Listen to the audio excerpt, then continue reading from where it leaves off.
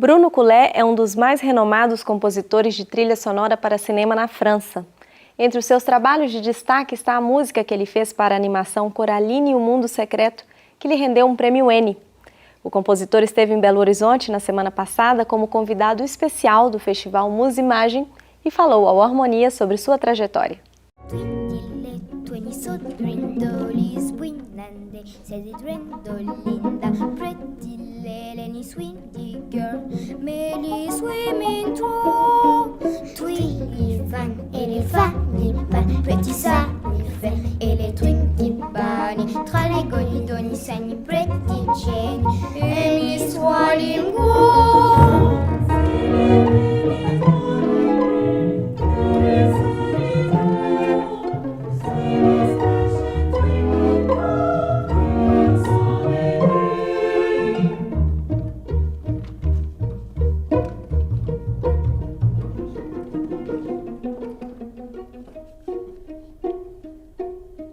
Parce qu'enfant, je ne m'intéressais pas du tout au cinéma. C'était la musique. Bon, peut-être parce qu'on m'envoyait voir des films pour enfants qui ne me plaisaient pas.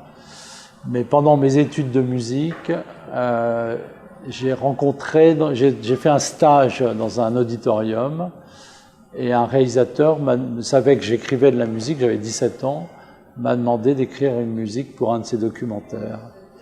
Et après, petit à petit, je n'ai jamais pu arrêter.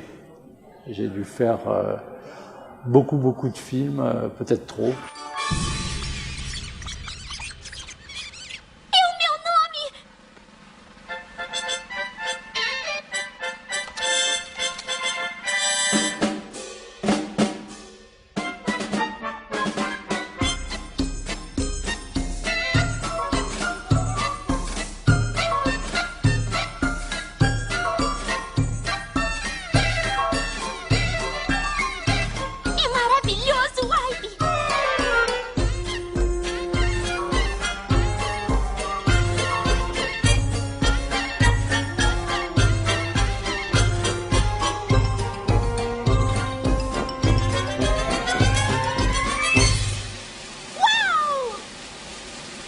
L'animation, c'est vraiment un univers formidable pour le compositeur parce qu'on a du temps, le processus est très long.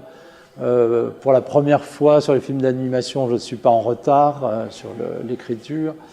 La musique s'élabore en même temps que le film se construit.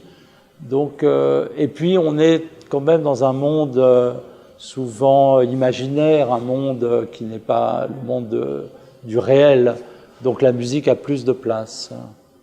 J'aimerais beaucoup faire un film d'horreur, un film terrifiant dans lequel la musique aurait une fonction d'angoisse. Parce que je trouve que c'est très intéressant de savoir comment créer de l'angoisse avec la musique.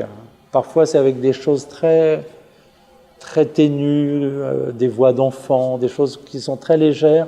On peut être beaucoup plus angoissant qu'avec un orchestre qui se déchaîne.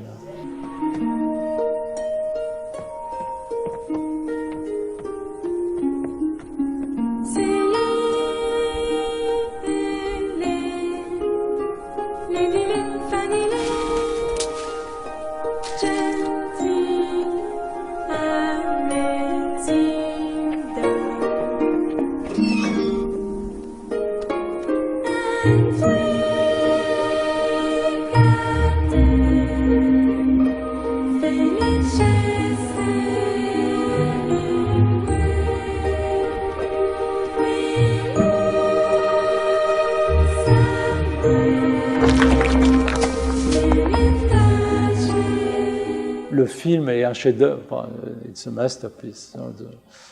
Mais je ne sais pas, disons que le travail avec Henry Selick a été très naturel.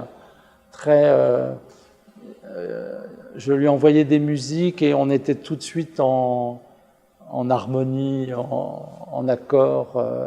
C'est un film qui est tellement beau, tellement fort, tellement troublant, moi, il m'a donné énormément d'idées musicales. Ça a été une des plus belles expériences au cinéma. Le succès, je l'ignore. C'est très difficile de savoir. Parfois, vous êtes très content d'une musique et ça n'intéresse personne.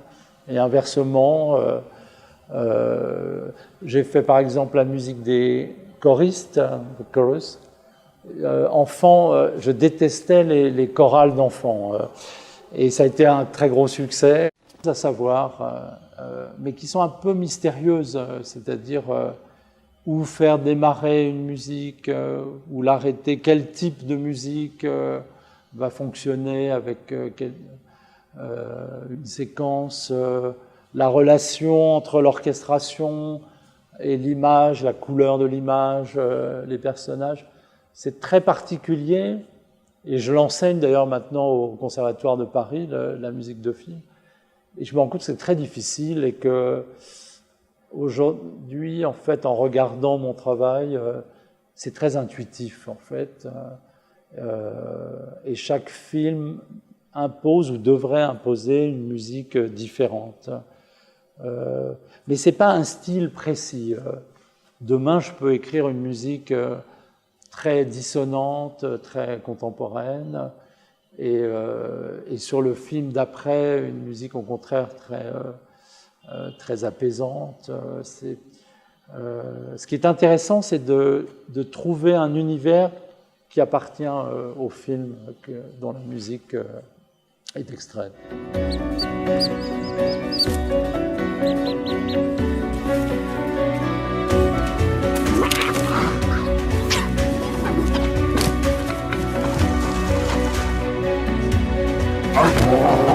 J'arrive maintenant très souvent à comprendre je suis une sorte de psychanalyste, je sais pas, qui sent ce que le réalisateur attend de la musique sur son film.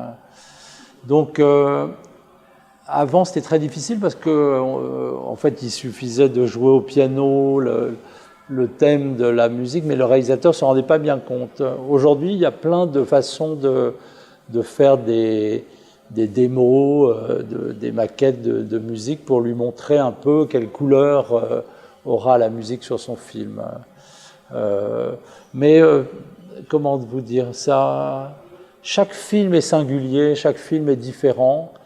Et quand j'étais plus jeune, au bout de 4 ou 5 films, j'ai eu l'impression que je savais faire de la musique de film. Mais le film d'après a balayé ces certitudes.